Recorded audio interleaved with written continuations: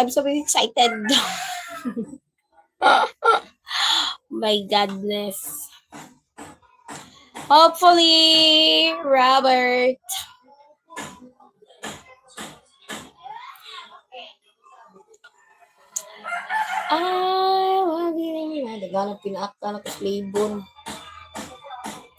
Okay, I would like to give you, but I can't.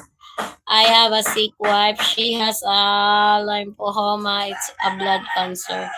Oy, water. Sorry about to hear that. So, water.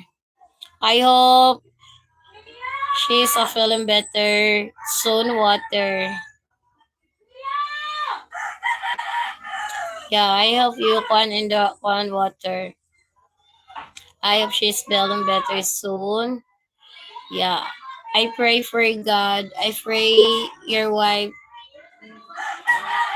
Yes, I pray for your wife to feeling better soon.